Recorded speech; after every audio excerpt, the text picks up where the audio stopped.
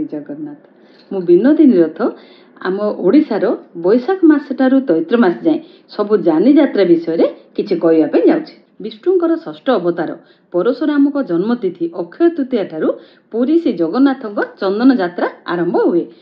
21 दिन जाए श्री जगन्नाथ चलती प्रतिमा मदन मोहन को 5 शिवलिंग अर्थात पंचु पांडव सह नरेंद्र पोखरी को बाजा बाजणा सह विमान बोड़ू माने नहीं जाती। शोभा यात्रा गीत गोविंद ओडिसी भजन देखो गो राधा माधव चाली गीत सह नरेंद्र पोखरी पहुंचती। सेठारे नंद आ भद्र नामक दुईटी नौका तैयारी होता है जो ठाकुर माने नईरे बुली थांती जहा चाप नामे प्रसिद्ध। ज्येष्ठ पूर्णिमा तथा देवस्नान पूर्णिमा सकाळु चतुर्धा मूर्ति घंट वाद्य मंत्र पहंडी होई स्नान मंडप को जाती। सेठारे सुना कोर जल विभिन्न प्रकार सुगंध जिनिस प्रभु मानकर स्नान हुए। से दिन संध्यारे ठाकुरंको सुनावेश हुए जहा दर्शन पाई दूर दूरांतरु लक्षाधिक भक्त आसतांती। रात्रि रे 3 ठाकुरंको जर हुए तेणु अणसर पिंडी घरे 15 दिन रही फल एवं औषधीय जल भोग पाती। यही समय ठाकुरंको पट्टचित्र को पूजा करा जाए। आउ दिनक परे आषाढ़ शुक्ल द्वितीय रथ यात्रा हुए। यही रथ यात्रा पुरी श्रीमंदिर 3 ठाकुर जगन्नाथ बलभद्र सुभद्रा मंदिर पहंडी होई तांको जन्मवेदी गुंडीचा मंदिर को जाती। यह पृथ्वीर एकमात्र यात्रा जेउथिरे ठाकुर माने मंदिर छाड़ी बाहरे रहंती। एही दिन जगन्नाथंको सज्जित नंदीघोष रथ बलभद्रंको तालध्वज एवं सुभद्रांकर दर्पदलन रथरे पहंडी होई रथ दौड़ी भक्त मानक द्वारा टणा होई गुंडीचा मंदिर रे पहुंचे। एही 10 दिन गुंडीचा मंदिर रे भोग तथा अभड़ा हुए। दशमी दिन पुणी रथरे ठाकुरंको टणा होई मंदिर जाए पहुंचती। फेरला बेले बाटरे माउसी मा मंदिर भाई भौणी पोड़पिठा खाती। यही रथयात्रा बेले सारा पृथ्वीर लोके जाति धर्म निर्विशेष ठाकुर को दर्शन करती। ता परदिन एकादशी रे ठाकुर सुनावेश हुए जहाँ राजराजेश्वर बेश अटे। द्वादशी दिन रथ उपरे अधरपणा हुए एवं त्रयोदशी दिन 3 ठाकुर नीलाद्रि विजे करती। लक्ष्मी को मंदिर रे छाड़ी जाइथिबारु तांको मनाइबा पई से दिन मंदिर रे रसगोला भोग हुए। पुरी श्री मंदिर रे श्रावण शुक्ल दशमी भाद्र प्रतिपदा जाए झुलण यात्रा हुए। महाप्रभुंकर मध्याह्न धूप पर चंदन लगी होई श्रृंगार होइथांती। जगन्नाथंको चलंती विग्रह मदन मोहन श्रीदेवी एवं भूदेवी को महाजन सेवक माने खट सेज घरे पहुंचाती। सेठारे ठाकुर मानक फूलमाଳ सह अलंकार मंडणी होई मांडुआ भोग लगे। संध्या बेले दक्षिण घरु एही 3 ठाकुर सिंहासन को विजे करी आज्ञामाଳ पाती। तेने मुक्ति मंडप उपरे अत्यंत सुंदर भावे दोली जहाको झुलण कुंज कहा जाए सजा जाय थाए। एही 3 ठाकुर झुलण मंडप रे पहुंचती। सेठारे विभिन्न प्रकार गीत गाई झुला जाए। संध्या आलती परे पंक्ति भोग खाई श्रीदेवी भूदेवी रत्न सिंहासन को एवं मदन मोहन दक्षिण घर को जाती। एहीपरि सप्ताह जाए चले। पुरी ब्रह्मगिरीर अलारनाथ मंदिर सह ओडिशार प्राय सबु जगन्नाथ एवं राधाकृष्ण मंदिर रे एही झुलण यात्रा हुए। श्रावण पूर्णिमा बलरामंको जन्मतिथि। एही दिनर गोटे कौतूहलपूर्ण खेल होउची गम्हाडिया। गोटे माटी हांडी रे दही रखी ताको बहुत उच्चरे टंगई दिया जाए। पिला माने किए किए कांध उपरे जनक कांध उपरे आउ जणे चढ़ी दही हांडी भांगती। आउ केउ स्थान रे पिला माने जोरे दौड़िकी डेईकी से दही हांडी को भांगती। भाद्रव शुक्ल पंचमी नुआखाई जुहार पश्चिम ओडिशार एक कृषि भित्तिक गण पर्व।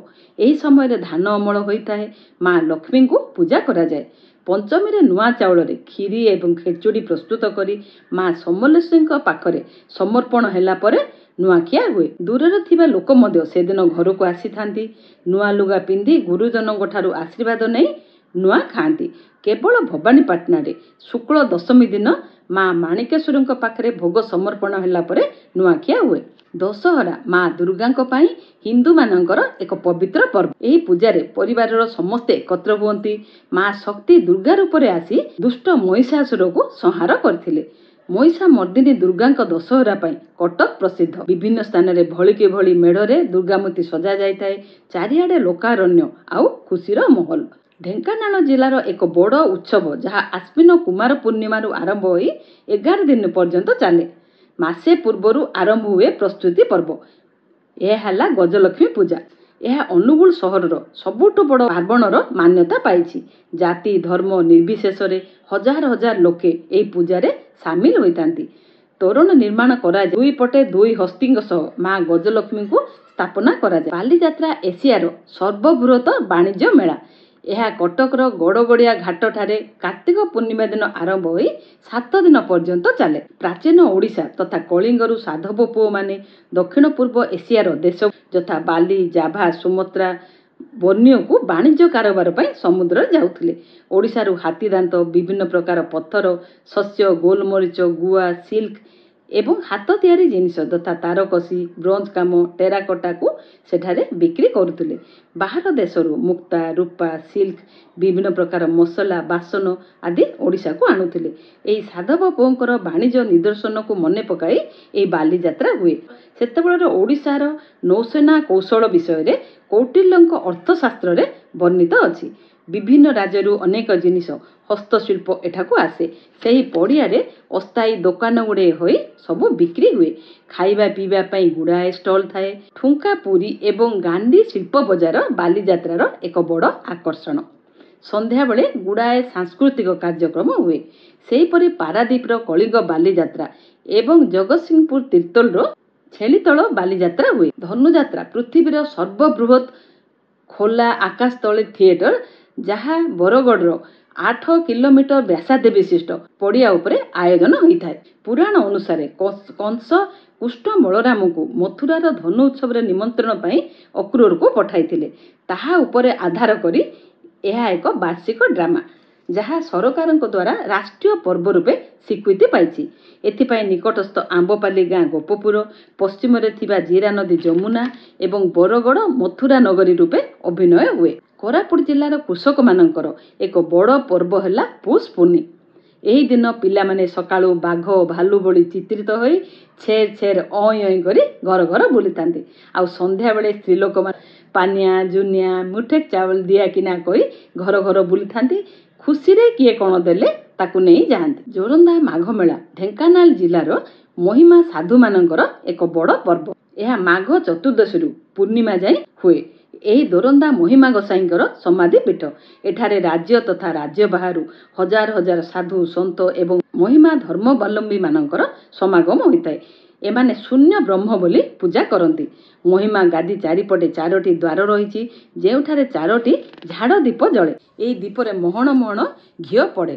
ହଜାର ହଜାର ନଡ଼ିଆ ମଧ୍ୟ ପଡ଼ାଯାଏ। ପୁରାଣ ଅନୁସାରେ ଶ୍ରୀକୃଷ୍ଣ ବିଦୁରଙ୍କୁ ବର ଦେଇଥିଲେ ଫାଲ୍ଗୁନ ଶୁକ୍ଳ ଚତୁର୍ଦ୍ଦଶୀ ରାତିରେ ମହାଦେବ ଏବଂ ଶ୍ରୀକୃଷ୍ଣଙ୍କର ମିଶ୍ରିତ ରୂପକୁ ଦର୍ଶନ ଦେବେ।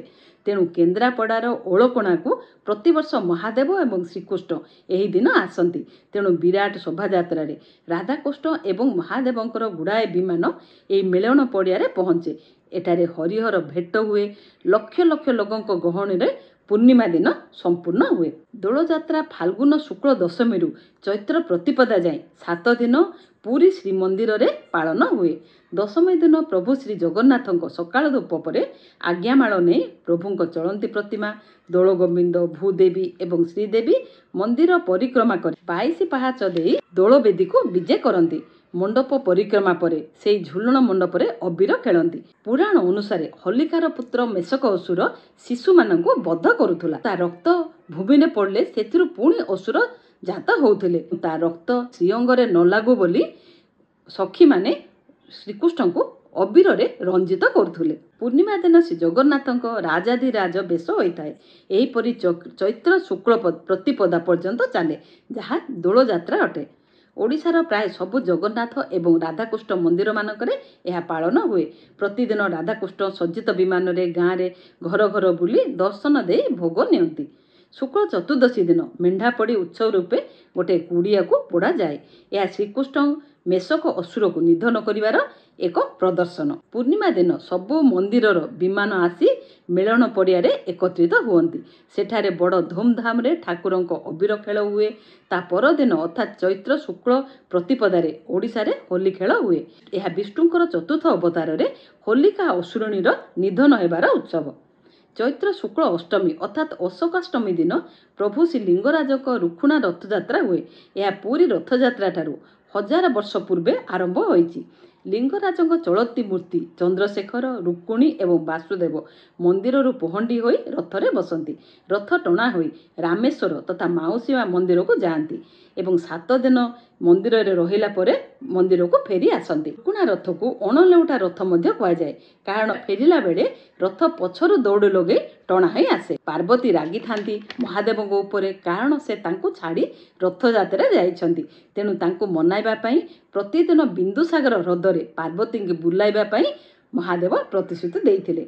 एही प्रतिश्रुति पई अक्षय तृतीया ठारू 21 दिन पर्यंत बिंदुसागर रे नौकारे चाप खेल हुए, जहाँ लिंगराजଙ୍କ चंदन यात्रा अटे। कोरापुट मयूरभंज सुंदरगढ़ एवं केउझर आदिवासी मानक द्वारा यही चैती पर्व पालन हुए। एथिरे छऊ पर्व जहाँ मयूरभंजर पुरातन नृत्य कला ताहा एक बड़ आकर्षण।